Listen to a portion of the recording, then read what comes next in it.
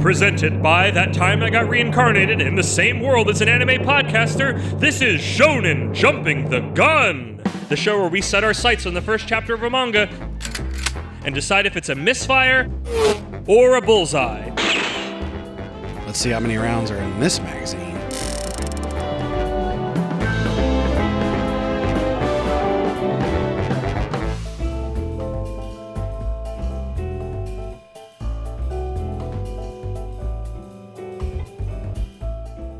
On today's episode of Freelance Manga Police, the Irregular of the Royal Academy of Magic, with special guest star MaxyBee! Yay!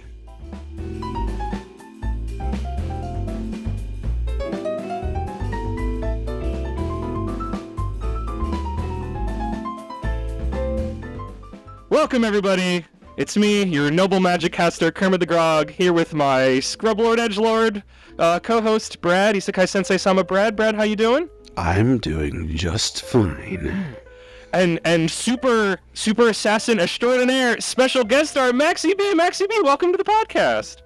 Hello, welcome. Thank you for having me. Yes.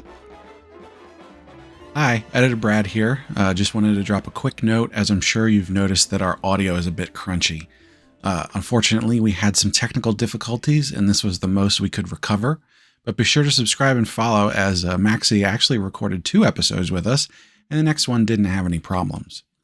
Additionally, this episode had a lot of extra content that is going in a bonus episode up on our Patreon, which is available to all tiers.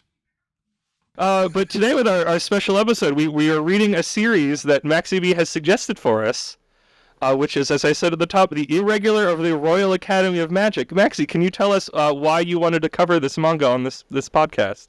Okay, so 2 primary reasons. Number 1 is that the magazine it runs in, Weekly Young Jump, is having a bit of a renaissance over the last few years.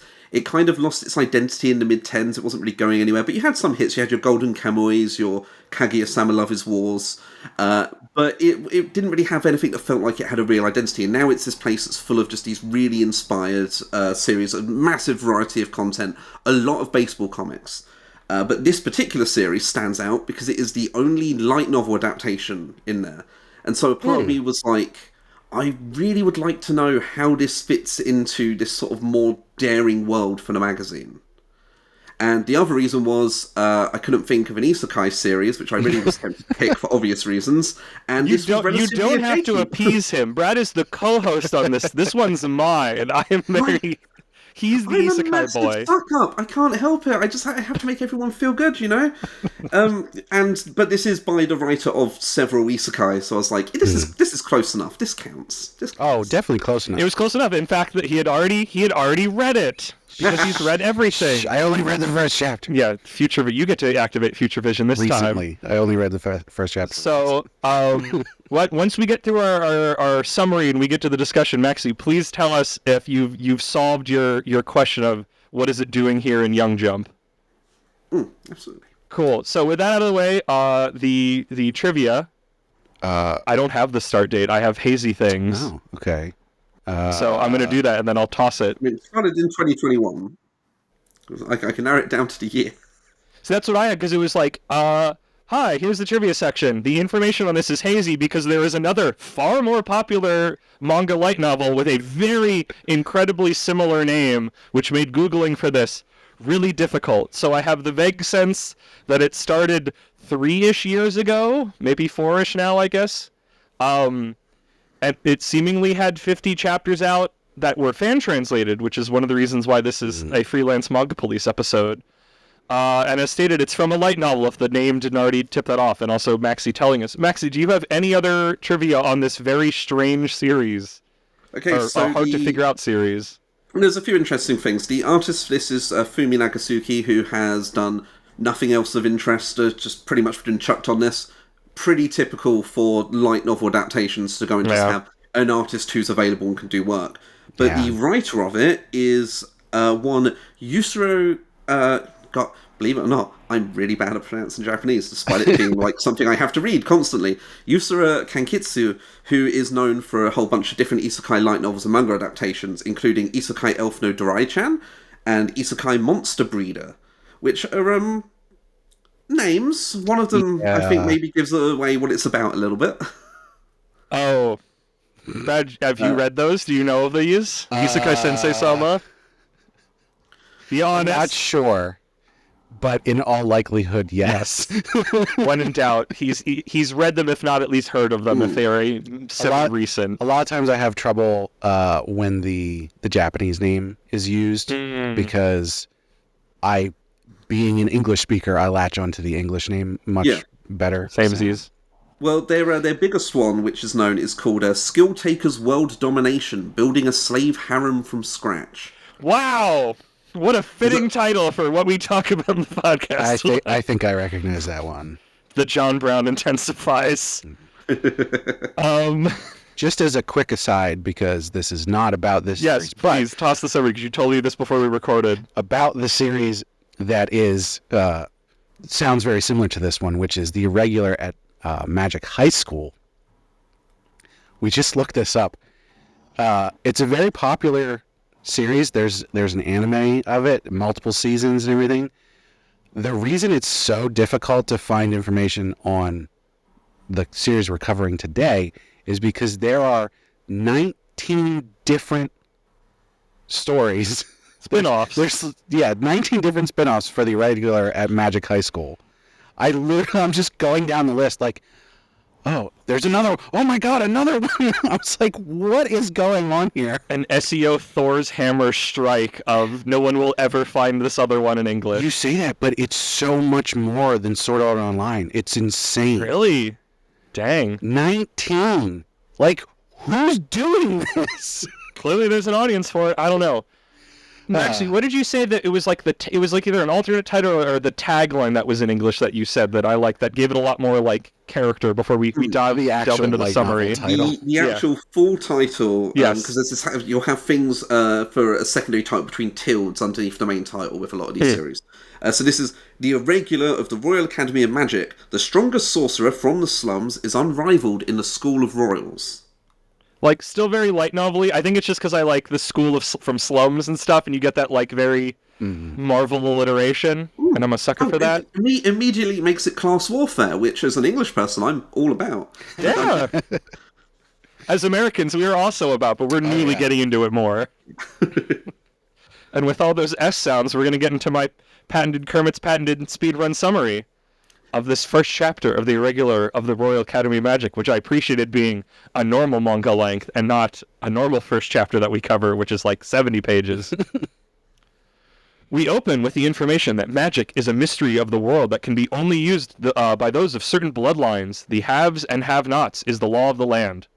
A rough-looking child is beaten on the rainy streets for stealing by two nobles, as they are called. The kid has dug through garbage to eat to survive, but they would never understand that, he thinks, as he contemplates his coming death at their hands. Just as he's about to be killed, a magical symbol appears underneath him, and a spell is unleashed. The nobles are baffled. A peasant can use magic? They freak out that he's from some cursed bloodline. In the confusion, the boy runs off with every fiber of his being, just keeps running for days on end. Imagine that scene from Forrest Gump, but it's sad instead of uplifting. He just keeps running and running and running. Finally, he awaits in a snowy alley for death to finally take him, but a voice calls his attention, a tough but distinguished-looking older man. He offers Protag-kun a choice, die like a dog on the street or become a killer. Protag-kun accepts the offer, and the old man asks his name, which we learn is Ars or Aris? That was something I was confused by. Arus. Arus? Maybe he was just so tired he couldn't get the U out, because he literally... ARUS is how it's been transliterated in English. That's how he says it later, but in this moment it's just like ARS, but also, again, he's passing out as he's saying this. Hungry boy. Yeah. The old man declares him his son. Cut to now, 10 years later, as we see Aris dressed as a cyberpunk mid-2000s emo kid, wielding a Glock as he gunned down multiple men in the street. This is his life as a killer on the mean, messed-up streets of Parakanos, the Black City. He helps keep them clean at the behest of his handlers. We see him now coming upon his quarry, a 2-star, there's already a ranking system, noble who is very corrupt and evil, a real baddie, I assure you. It appears his quarry already knows about Aris, calling him the Nighthawk. Aris is bummed about this because it means he's not truly a great assassin if somebody has a name for him. The man has rigged a trap for his killer. hiding guards of his own around the room. But ours is too cool and uses his cool magic to turn his coat into a shield, blocking all the bullets and easily dispatching all the guards with his gun. They share a short chat before Aris puts a bullet between his eyes because he's so cool and capable, even though he's a young teen, fawn over his generic angsty design and swoon because he breaks all the rules as a non-noble capable of using magic. What a rebel. I don't think that last part was in there. It was in my heart. So we've gotten through the summary. I will open the floor. I think people can already feel my vibes from that summary. Who would like to take first swing at how they felt about the Irregular at the Magic Academy? It was Brad, just kind go of for it. weird. Like, Maxie, you're the guest. You can take first. You can take first hit. this is just a pregnant pause, and we're like, what do I want to say? Yeah. It's really weird reading the first chapter of a manga where it feels more like, fittingly, the first chapter of a book, because we didn't really get the full setup. This is about a Royal Academy of Magic, in theory. It's in the title. And it's like we basically just get as far as what happened to the kid. Kid survives. Kid becomes older, gets bird mask, and shoots people, which I'm fully behind. I think that's great. I think more Magic series should just have guns in, because why not? Agreed. Big agreed. I wonder what's going to happen next. Is the Academy... He seemingly already knows magic. Is the Academy in between him getting picked up and him being this killer? No. I beseech the heavens. Wait, No. I don't know. Future Vision. If you say Future Vision and make a silly noise, you can have information. I think if you can use magic, you can use magic in this world, and presumably he's been taught by his... Well, would his handler have been able to teach him? Because it's a cursed bloodline, it'd have to be related. I'm I left think it's with just a lot like of magic, questions. and they just get to use it. But also, there was like a thing that like maybe some peasants can if they try, but they usually like don't get the opportunity. So like that, it's weird that man isn't followed up on when they cut forward. He's just this like weird, like he looks distinguished, like he could be a noble. I don't think he's got. They have these little like buttons on their shirt to denote how noble they are with the ranking system. Which would make things so much easier if we just did that in real life. Yeah. You have to wear a pin for every $1 million you have. Are you covered in metal? Get ready to eat metal. You'd get once you 10 million, you get a bigger one. Yeah. Counts, and then $1 billion, you get. It's like how copper, gold, silver coins work. They just have to. They get bigger and bigger Yeah. things they have to wear. No, I mean.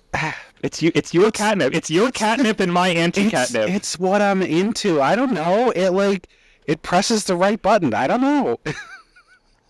I can't disrespect it. I'm legally and contractually obligated. There's something about the sort of like someone being treated poorly and then taking the power back for themselves that really speaks to me. And honestly, like as much as you and Ben as well, like Our other co-host Ben.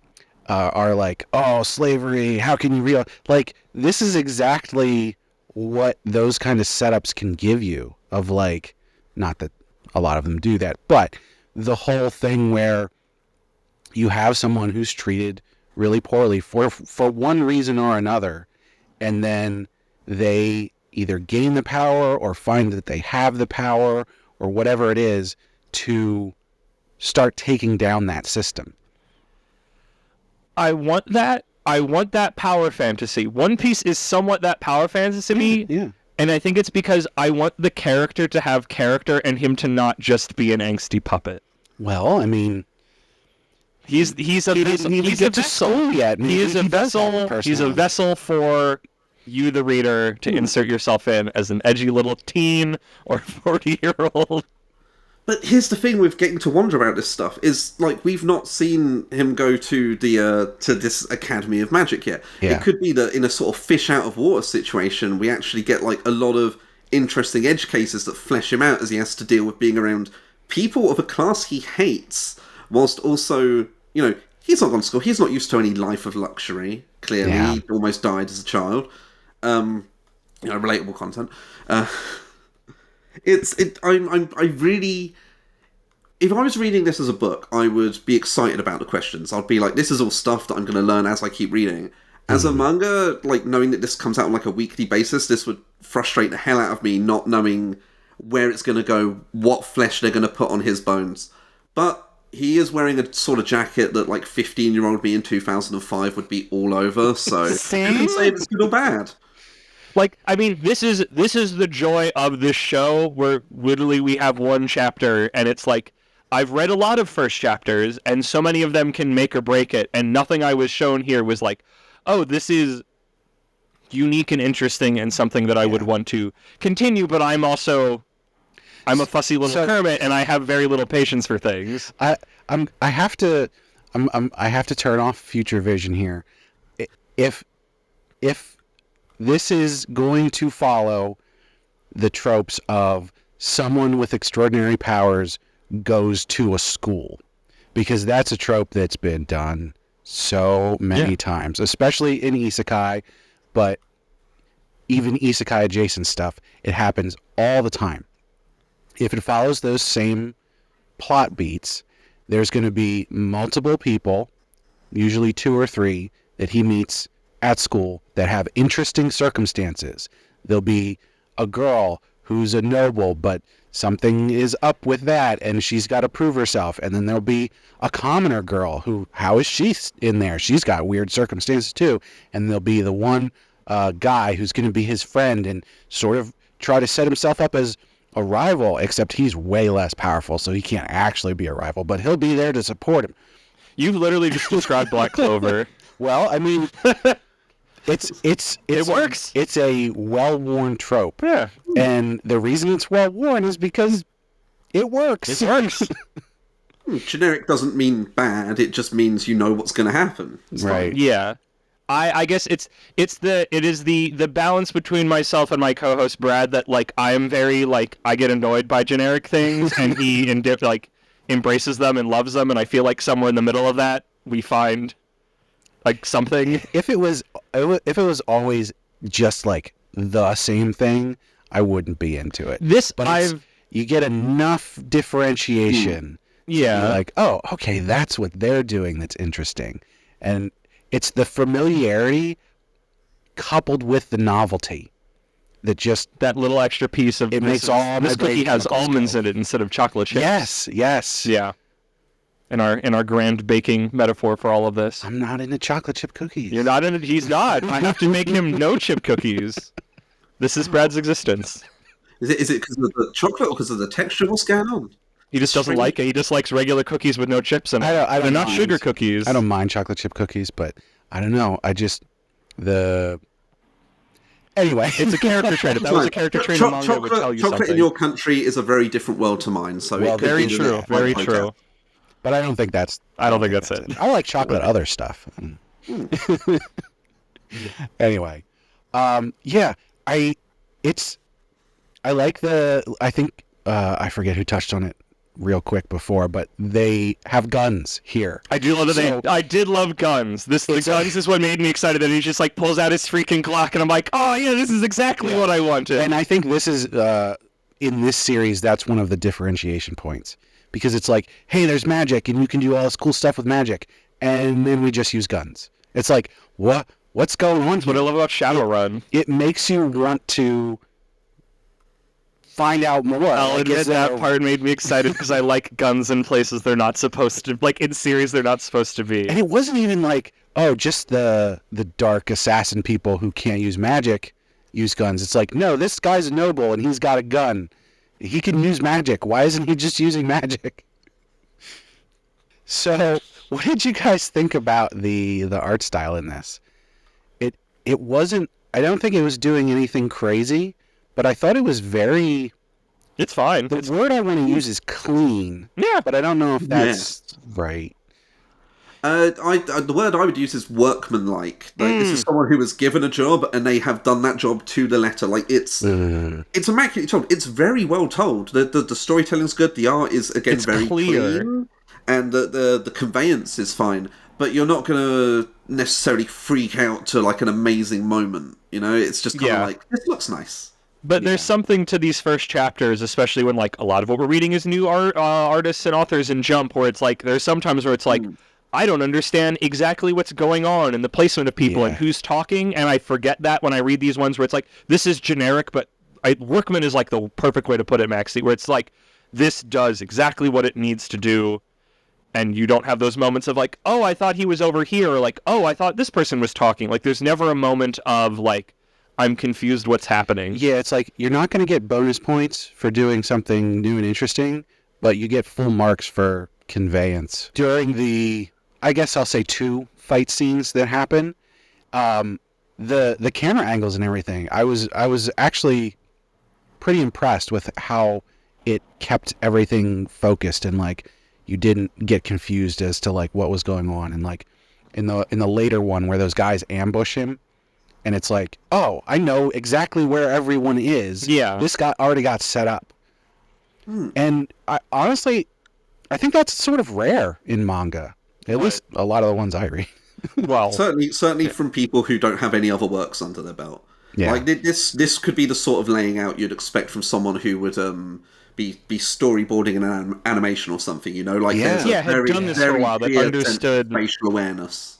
Yeah. The choreography and the staging of it all, which is, yeah, as we've said, not always a given. So I'll give it props for that. Yeah.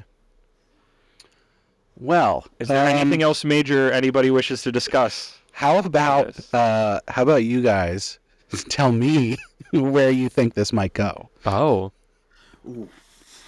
I mean, my big question is, does he go to is the academy in the middle and we're just seeing this end point of him being the super killer to tantalize us? Or is it the thing where it's like, well, he's antisocial and they send him to school, but he's already the best and he's a dark, brooding killer, so we get to see how that plays out. So that sounds more compelling. If this does the same thing that other series that do super hired guy goes to school thing, what will happen is he will be going to school for one of 2 reasons. The first reason being, going to school is a mission that he is doing. Yes. The second reason being, oh, he's retired and we want you to live a normal life. So what if he loves school like Kill Blue? Yeah, right. Wow, I never thought about education before. This is great. Yeah, so I don't know where it'll go. I mean, I reckon we've probably got like another chapter just to establish some more things. We need to know some more about the guy who saved him and what his deal is. Yeah, it was weird how quickly they cut away from him. And then, like, presumably at some point we need some sort of expanded cast, like you know, yeah, you've got to either give him a Royal Guard Handweb or a meat-headed idiot friends. Usually the sort of thing you get in these series. Classics. So it's like because he needs a foil. He's clearly a very cool guy. You need more than just a cool guy. Maybe he'll get more. I don't know. Future vision. Man. Maxie, I'm a Philistine. Is it normal that non-jump, mostly I read Jumpin' on the app because that is what's available to me because I've got my baby hands and my baby tablet. Is it normal for all manga to have like a really long first chapter for them to set things up? Because this one was definitely like a normal chapter length and not like, oh, this is the first chapter we have to do. Like, here is the pilot that's longer than a regular episode. Most manga, especially in we'll say weekly magazines, so this is weekly Young Jump, so it fits that production cycle. The first chapter will normally be between 40 and 60 pages, 60 being a massive outlier. Jump Plus and stuff has kind of spoiled us now because the online-only format means people are like churning out 100, 200 page They can do whatever they want. Yeah. Normal, why not? So this was a little bit on the shorter end, but I think that's more typical of novel adaptations because a lot of the beats are going to match the beats of the original work. So you could go and say, oh, our first chapter needs to be 10 pages longer, but that puts us in the middle of chapter 2 of the novel. What's the point of that? So it's kind of... interesting. The decisions involved, it often requires a savvy editor to make the call on, do we have a small chapter? Do we run 2 chapters for the first week? Or do we just mess with things entirely, create new content, and become something completely different to the original work? And this editor just clearly went down the route of let's keep it nice and straight, we'll do what we need to, and not mess about. Yeah. I will say, it is a breath of fresh air after all of the other first chapters that we've read in the past couple months, where the first chapter doesn't just do everything all at once and Yeah. way too full. But this one feels like the other side where, like, it doesn't feel like it cuts off too soon. Like, it's like, oh, we're cut off in the middle of something. It's just like, I feel like I just need a little bit, like, I just need It's one. almost a tease. It's too Because they're like, cheesy. Like, I hey. don't need the full meal. I just need, Right. I need a little bit more exposition outside of the, like, magic world building nobles for yada, yada, yada. yeah. They've really, they established the world, but they didn't establish the plot. They're like, hey, here's a thing. This is going on. Oh, wait, we called this at the Royal Academy. He's not at the Royal Academy. What's going on? I should read next week, I guess. Hope someone will get fired for that blunder. So your main point of comparison for this, really, as it being a Young Jump series, would be Dog's Red, which you've covered before. Yes. And so you think same magazine, but the level of stuff being stuffed in is still so much lighter compared to Dog's Red. Like, although also is just kind of character flashback, get them to where they need to be so you know who they are. Actually, they're kind of similar. Yeah. And although I will say, I think Dog's Red ended a bit more abruptly in their first chapter than this did. Yeah, because it's an author who knows what they're doing and has status and already wrote this before. They can just go, fuck it. This is what I'm writing. You know there's more. So I guess with the end of it, I do want to ask you a question, though, is now that we have at least, well, from the first chapter, do you have any new answers to your mystery of what is this doing in Young Jump? No, that's the thing. Like, because everything is like award-winning level, sort of stunning at this point, and this isn't enough to really understand why. But it is also so competent and so polished that I'm just like, maybe it's just in there because it's good, which isn't impossible. You know, that makes sense. Like, Young Jump, most magazines run about 20 series. Young Jump runs over 30, and it does that by letting people have time off whenever they goddamn want it. Nice. And so there is room for just a series that's there and does fine, which is kind of insane, because like, I'm used to Shonen Jump, where you can have a really good series eat shit because kids don't like it, you know? Like, Yeah. the world of comics for adults, it's amazing. This is obviously not like anything to do with how it's actually doing with its target audience in Japan. But in the place that we read it, it's rated at 7 out of 10, which is not good. 7 out of 10, solid. That's It's not. passing. It's not. I mean, that's above 3 stars. Most things I read don't even make 3 stars. So, like, Oh my gosh. So, and this is something that Ben and I have explored a lot on Heroin Addiction with the manhwa and community ratings for that stuff, is if something is rated below an 8, it's not really any good. Well, what you Also, need to it's like- find it's is like things that IGN aren't rules. rated. What? so it's like IGN rules, you know, 7 is bad. Yeah, basically, bad. because the way that most people rate things is just based on their feeling. And so if they like something, it's going to be 9 or 10. Yeah, it's usually a game of extremes and not like let's take a moment to think, is this a 6? Is this a 7? Is this an 8? And this is why rating systems are a mess, because nobody's working from the same script. No. It's why making flop pool votes is difficult, because everybody has a different feeling. I'm like, I need to, like, this is a gut feeling inside of me, but I have to communicate that to other humans so they know that we can agree on it. It might not be good. We just have to agree on it. So I am looking at the breakdown of the votes here, and I don't know if you can see Oh, that. yeah, I can't read It is the 10 ratings are the most. The people rated it 10 the most. However, quite a few people rated it 7 and below. And so I would say this is probably one of those ones where, for a certain group of people, like me, it hits all the buttons and it's great. But overall, the general audience is not on board. Here's my theory. In the meal that is a magazine, this is the breadsticks, because you can't eat all entrees. You need a little bit of other things. You need some just basic bread to to Yeah, I think this is probably more the soup, but yeah, your analogy still holds. yeah. Yeah. A simple dish made well. Nothing crazy, because if all you eat are like the high-end cooking stuff, Yeah. you're much to your heroin addiction thing, where you will be reading or have already read the not good ones, supposedly. Like, you have to expand your palate. Not to say this is bad, but it helps, like, and when we found it recording this podcast, where it's like we record them in bunches, and one I don't like, and then one it's like, oh wow, after reading that, I have a much different opinion of this one now. And it helps you kind of understand better the intricacies of like, oh, this one's better because it does this thing that you weren't paying attention to. Right. So,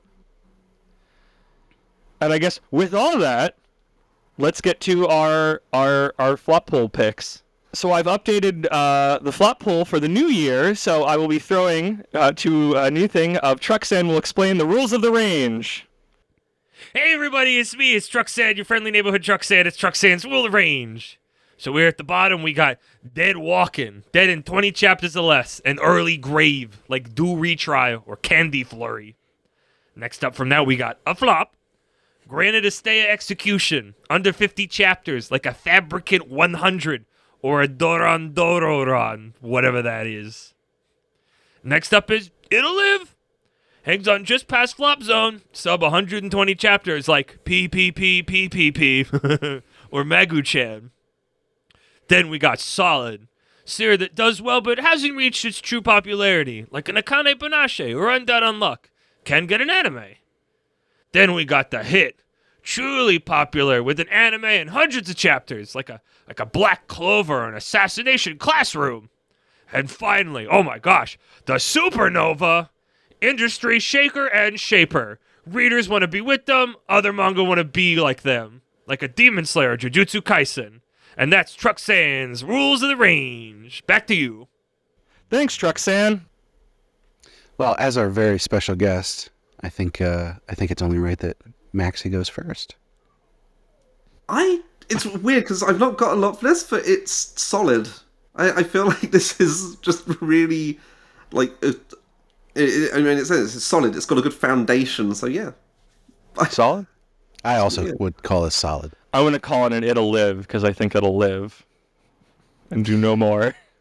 So, based on our ratings, are we going to keep reading it? No, I'm not, but that's not for me. I think I will. I've fallen into the habit of picking up like a lot of Young Jump stuff recently, and like this is currently 11 volumes in. That's achievable because the yen is worthless right now. I can get those volumes and I can read them. That will work out. And their economy, their suffering is my gain. So yeah, I will keep up with this. Capitalism, it comes back.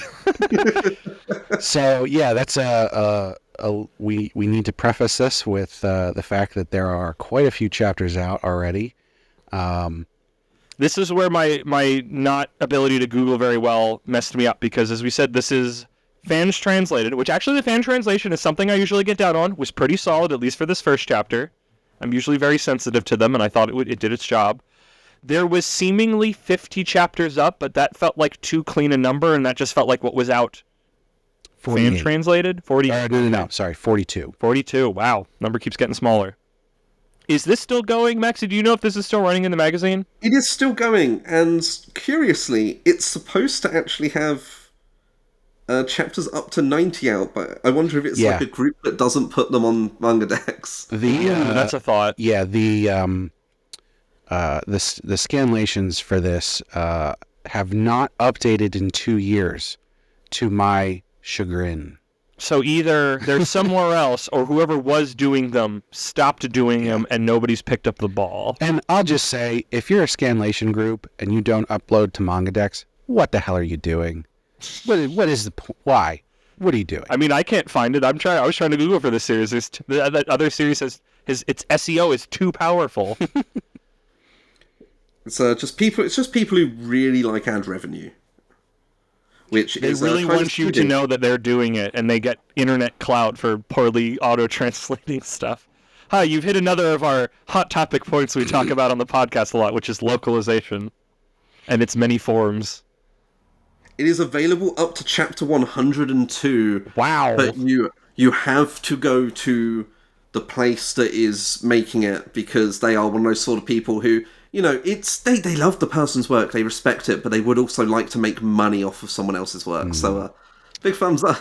I refuse. Yeah. No, it's the whole thing that lets me, like, co-sign manga decks when I'm, like, friends with people who work in the industry who are very anti-piracy, is at least no one makes money off of it. Yeah. I cannot co-sign on an ad-supported way of doing it. It's like... I always say, support the official release. Like, there's so much stuff that has no official English release, and as far as I'm concerned, manga decks, Bato, whatever, but like, as at the very second that you can actually go out and purchase that, do it. You can get volumes of it in Japanese off of Bookwalker for $4.44. Like, Yeah, but how much is shipping? Also, no shipping, how much digital time only. How much time is it going to take yeah. me to learn Japanese? Yeah. How much do I have to message Ben to go, Ben, what does this page say? You just have to want it enough. That's the thing. Yeah. That's the entire reason I can kind of get by with reading, at least I'd hope so, working as research for Shonen Flop, is purely that I wanted to read stuff badly enough, and scanlators just do not like stuff the same way I do. They are not quite as perverse, perhaps. Who knows? Yeah. I think we hit everything, right? Yeah, I think we hit all of the points, so... Shonen jumping the very long-barreled gun today.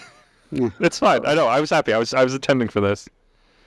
It's thanks. Max, is there anything else you want to get into before we wrap up this episode? No, I'm happy. I'm sorry I've rambled so much. No, you're good. We had a great time. Like, I already accepted that, like, as a guest on, and we're excited to talk to you, so it was going to happen, so... Oh, good. You better be having a good time. I insist. Thank you, everybody, again for listening. This has been covering of the Irregular of the Royal Academy of Magic, here with special guest MaxyBee and Brad. Fill me up with them plugs.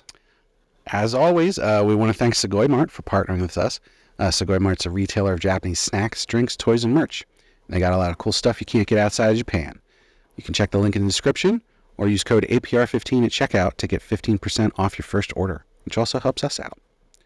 And of course, you can let us know what you think on social media, which you can find links for on our website, animepodcasterreincarnation.com. You can also leave comments about these podcast episodes and also find other posts and reviews.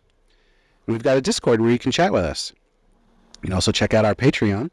Supporters get perks like getting to vote on which series to cover on heroin addiction, as well as getting the high-quality stereo version of the podcast early. And we'd love to hear what perks you'd like. And of course, we got to shout out our patrons. So at our Reincarnator tier, we've got Cake Dwarf and Moon. And at our Merchant tier, we have Kill Hour. And last and definitely not least, at our Commoner tier, we've got Rena. Thank you, patrons. Thank you so much to our patrons. And with that, Maxie, have you got any plugs you want to do? Just if you want to go and find me on any sort of socials, the only place you can find me is on Blue Sky at MaxyBee. I am also on the Shonen Flop Discord and am one of their 2 researchers for their podcast episodes, of which you can find my extensive research notes and trivia over on their Patreon. Other than that, you can also find a podcast I do that is on hiatus at the moment called Radio Gundam on Spotify or any other platforms. It's pretty good. It should be back in like a month. We've been recording but not releasing. It's an interesting situation. I had a baby half a year ago. It's hard to make things, you know? Wow, congrats. Congrats on being a parent. It's great. The double parent now. You get like different stars on your top, you see, to show how many children you have. And that's it, really. That's how easy it is to find me. It's how easy it is to find the things I do. And thank you again for having me. Thank you, everybody, once again for listening, and thank you, MaxyBee, for joining us as our very special guest star. You can hear more of us on our mainline podcast, That Time I Got Reincarnated, in the same world as an anime podcaster. And get in, losers, we're going to Hot Topic!